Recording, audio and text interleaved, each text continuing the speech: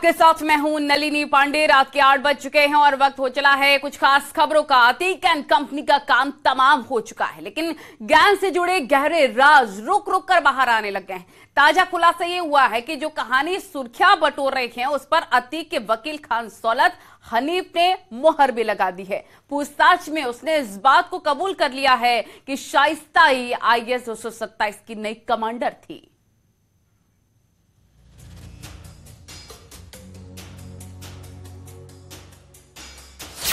Don के हमराज ने खोल दिए राज। खान सौलत हनीफ ने उगले IAS 227 गैंग के राज। शाइस्ता की सरगना बनाने की कहानी पर मोहर। माफिया की द एंड होने के बाद सवाल खड़े हैं कि शाइस्ता कहां है, शाबिर कहां है, गुड्डू मुस्लिम कहां है। लेकिन पुलिस इन वांटेड को तलाशने के अलावा भी एक काम में जुटी है, वो है IAS 227 गैंग के सफाई का काम। अब इस गैंग से जुड़ी अहम जानकारियां हाथ लगी हैं। खान सौलत हनीफ जो अतीक का वकील था, उसी वकील ने पुलिस रिमांड पर चौंकाने वाले खुलासे किए हैं। अतीक के वकील का पहला खुलासा। सौलत हनीफ ने पुलिस को बताया कि वो उमेश पाल शूटआउट में शामिल था। सौलत हनीफ ने ही उमेश के कचहरी से निकलने की कंफर्मेशन असद को दी थी। सौलत ने उसी आईफोन से कॉल की थी जो असद ने दिया था। पुलिस ने रिमांड के दौरान ये आईफोन बरामद कर लिया है। उमेश पाल शूटआउट केस में रेकी न केवल नियाज अहमद ने की थी, बल्कि अतीक अहमद के वकील खान सौलत हनीफ भी इसमें शामिल था। जब पुलिस कस्टडी रिमांड पर खान सौलत हनीफ को डुमनगंज थाना पुलिस ने लिया तो 12 घंटे की कस्टडी रिमांड में खान सौलत हनीफ ने यह बताया कि उसने आईफोन के जरिए उमेश पाल की लोकेशन और कचहरी से निकलने की जानकारी असद और अतीक को दी थी। दरअसल अतीक के बेटे असद ने ही खान सौलत हनीफ को एक आईफोन दिया था, जिस पर फेस टाइम से वो खान सौलत हनीफ अतीक से बात करता था और इसी से असद को उसने फोटो और सूचनाएं लीक की थी, जिसके बाद उमेश पाल शूटआउट केस हुआ। अतीक के वकील का दूसरा खुलासा। सौलत हनीफ ने सबसे बड़ा सनसनीखेज खुलासा ये किया कि शाइस्ता ही अब गैंग की मुखिया थी, यानी उसी के हाथ में गैंग की कमान थी। शाइस्ता की अतीक के बाद गुर्गों के जरिए वसूली करती थी। 17 जून को शाइस्ता ने सुधांशु श्रीवास्तव से 1.68 करोड़ रुपए वसूले थे। दिल्ली व दूसरे शहर के कारोबारियों से शाइस्ता ने वसूली की थी। सौलत हनीफ के मोबाइल से इन सभी लेन देन के सबूत मिले हैं, यानी शाइस्ता इस गैंग की मुखिया बन चुकी थी। लेडी डॉन के इशारे पर ही तमाम शूटर्स अब काम करते थे, जबकि वकील खान सौलत हनीफ शाइस्ता के लिए उगाही का काम करता था। इस बीच सबसे बड़ा खुलासा शाइस्ता परवीन को लेकर यह हुआ है कि शाइस्ता परवीन वसूली बैंक चला रही थी। अतीक अहमद के सभी कामकाज को, गैंग के सभी काम को, प्रॉपर्टी के काम को शाइस्ता परवीन ही संभाल रही थी। इस बात का खुलासा 12 घंटे की पुलिस कस्टडी रिमांड में अतीक के वकील खान सौलत हनीफ ने किया है। खान सौलत हनीफ ने बताया है कि पिछले साल यानी 2022 में 17 जून को उसने 1 करोड़ 68 लाख रुपए सुधांशु श्रीवास्तव से लाकर शाइस्ता परवीन को दिए थे। दरअसल अतीक के जेल जाने के बाद से ही गैंग की कमान शाइस्ता के हाथ आ गई थी। गैंग संभालने के बाद तमाम तरह के काम शाइस्ता ने अपने हाथ में ले लिए थे, जैसे कि उगाही करना, बेनामी संपत्तियों की देखरेख, गैंग चलाना, शूटर्स को काम देना। लेकिन सवाल यह है कि शाइस्ता अगर इतनी शातिर थी, गैंग की कमान जब उसके हाथ में थी, तो उमेश पाल शूटआउट से पहले तक पुलिस को इसकी भनक क्यों नहीं लगी? क्यों वक्त रहते शाइस्ता को पकड़ा नहीं गया? सवाल ये भी है कि शूटआउट के महीनों बाद भी शाइस्ता का सुराग आखिर क्यों नहीं मिल रहा? Bureau report, news 18।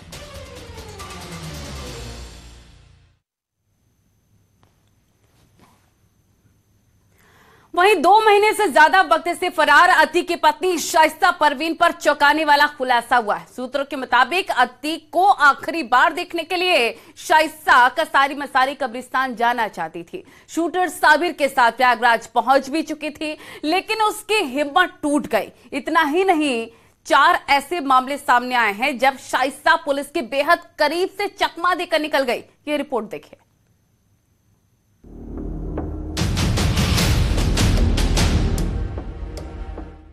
Lady don यानी अतीक अहमद की पत्नी शाइस्ता परवीन, जिसकी तलाश यूपी एसटीएफ 2 महीने से ज्यादा से कर रही है, जो अपने बेटे के जनाजे में नहीं आई, पति और देवर को सुपुर्द खाक नहीं कर पाई। लेकिन सूत्रों के हवाले से खबर सामने आई है कि शाइस्ता अपने पति का आखिरी दीदार करने प्रयागराज पहुंची थी और कसारी मसारी कब्रिस्तान भी जाना चाहती थी।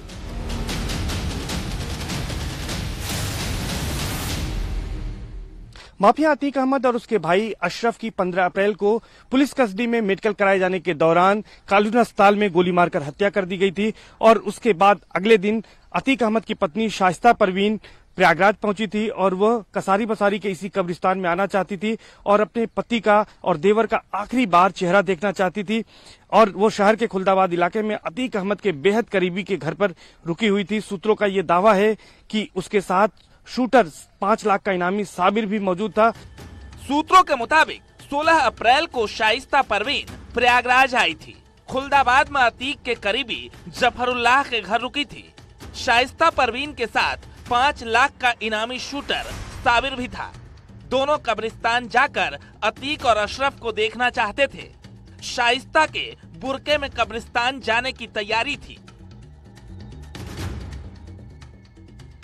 लेकिन कसारी मसारी कब्रिस्तान के आसपास का पूरा इलाका उस दिन छावनी में तब्दील था। चप्पे चप्पे पर चेकिंग हो रही थी। बुरके में महिला पुलिस घूम रही थी और यही वजह थी कि शाइस्ता को अपना इरादा बदलना पड़ा और शाइस्ता कसारी मसारी जाने की हिम्मत नहीं जुटा पाई। सबसे बड़ी बात अब यही पता चली है कि शाइस्ता और साबिर 16 अप्रैल को प्रयागराज आए थे और इसके साथ ही साथ यहाँ पर वो अतीक अहमद और अशरफ का दीदार करना चाहती थी, उनका चेहरा आखिरी बार देखना चाहती थी। और इस वक्त हम उसी कसारी बसारी कब्रिस्तान में हैं।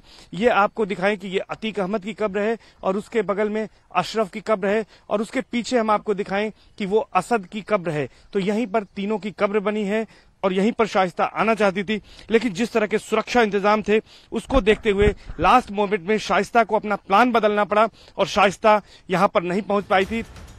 सूत्रों के मुताबिक 16 अप्रैल की रात जफर के घर शाइस्ता और साबिर दोनों रुके थे। 17 अप्रैल की सुबह शाइस्ता और साबिर दोनों वापस भी चले गए, लेकिन 2 मई को साबिर एक बार फिर जफरुल्लाह के घर पहुंचा था। सूत्रों की माने तो शाइस्ता ने उसे आर्थिक मदद के लिए जफरुल्लाह के घर दोबारा भेजा था। 2 मई को कुछ देर तक रुकने के बाद साबिर फिर वहां से चला गया। हालांकि इस खबर के बाद प्रयागराज पुलिस की कार्यप्रणाली पर भी सवाल उठ रहे हैं। सवाल ये कि पुलिस जिस शाइस्ता परवीन और साबिर को पूरे देश में ढूंढ रही है, वो पति की हत्या के बाद शहर में आकर रुकती है और पुलिस को जानकारी तक नहीं हो पाती। 17 अप्रैल की सुबह शाइस्ता और साबिर दोनों प्रयागराज से कहीं चले गए थे। हालांकि शाइस्ता उसके बाद प्रयागराज नहीं आई, सूत्र ऐसा दावा करते हैं, जबकि बताया जाता है कि 2 मई को साबिर एक बार फिर से प्रयागराज आया था और उस दौरान शाइस्ता ने ही उसे जफरुल्लाह के घर पर भेजा था आर्थिक मदद के लिए और 2 मई को कुछ देर रुकने के बाद साबिर वापस यहाँ से चला गया था। तो शाइस्ता और साबिर को फिलहाल पुलिस की टीमें तलाश रही हैं। पुलिस को इस बात की जानकारी असद के दोस्त यानी आतिन जफर को हिरासत में लिए जाने के दौरान हुई। आतिन जफर के पिता जफरुल्लाह के घर पर ही 16 अप्रैल को शाइस्ता और साबिर दोनों रुके थे। तो ये बड़ी जानकारी निकल कर आई है। अब जांच एजेंसियां इस जानकारी के बाद भी आगे तलाश कर रही हैं, इससे लिंक निकालने की कोशिश कर रही हैं कि कैसे जल्द से जल्द शाइस्ता को गिरफ्तार किया जा सके। कैमरा पर्सन संजीव मिश्रा के साथ सर्वेश दुबे, न्यूज 18 प्रयागराज। तो एक तरफ शाइस्ता को लेकर नए नए खुलासे हो रहे हैं तो दूसरी तरफ फरार गुड्डू बमबाज की तलाश भी लगातार जारी है। लेकिन सवाल एक ही है कि आखिर बमबाज है कहां छिपा हुआ है गुड्डू? क्या उसने अब भागना बंद कर दिया है? क्या गुड्डू को सेफ साइड मिल चुका है? ऐसे तमाम सवाल हैं जिनका जवाब एसटीएफ तलाश रही है।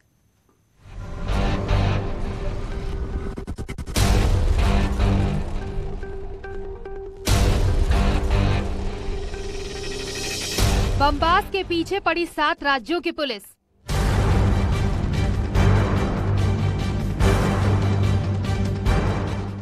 आखिर कैसे बार बार बमबाज हो रहा फुर्र?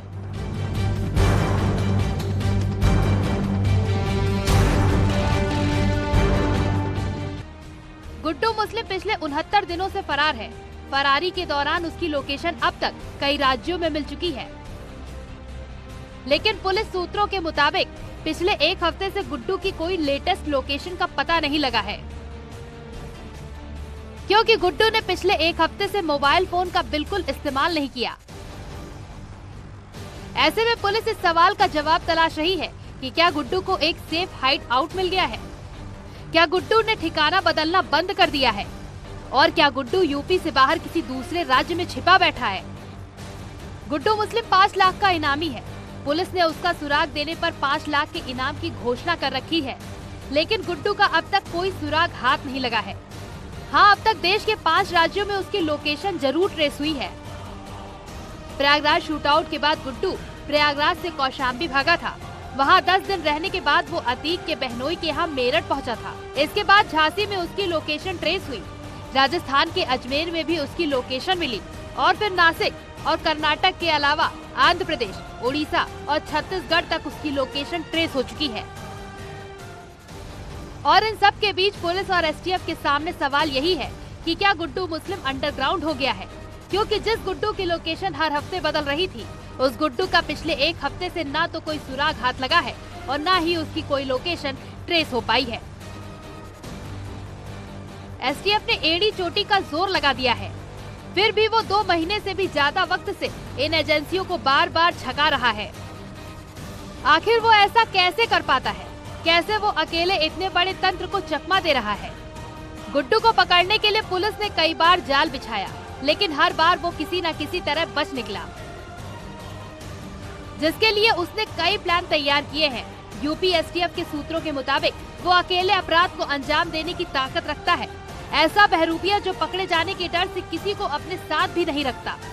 लेकिन उसके बार बार बच निकलने की यही एक वजह नहीं है। सूत्रों के मुताबिक उसका पहला प्लान अकेले छिपने का है। अपने साथियों से बात करने के लिए वो हर बार नए सिम कार्ड का इस्तेमाल करता है ताकि उसकी लोकेशन ट्रेस न हो पाए। इसके अलावा जो उनके खास हैं, ऐसे चुनिंदा लोगों से वो इंटरनेट कॉलिंग के जरिए संपर्क में है। साथ ही फरारी के दौरान वो टोपी का भी इस्तेमाल कर रहा है।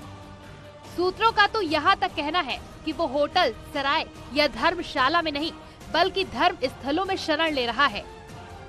यानी उसे पता है कि अगर वो होटल या धर्मशाला में रुका तो आसानी से पकड़ा जा सकता है, लेकिन अगर उसने किसी धर्म स्थल को अपना ठिकाना बनाया तो उसके बचने की उम्मीद ज्यादा है। शायद इसीलिए उमेश पाल की हत्या के ठीक बाद वो प्रयागराज के एक मदरसे में सबसे पहले रुका था। गुड्डू मुस्लिम की लोकेशन अब तक कर्नाटक, उड़ीसा, छत्तीसगढ़ और गोवा में मिल चुकी है, जहां उसके होने का पता चला, लेकिन जांच एजेंसियों के पहुंचने से पहले ही वो अपने नए पते पर पहुंच गया। Bureau report, news 18।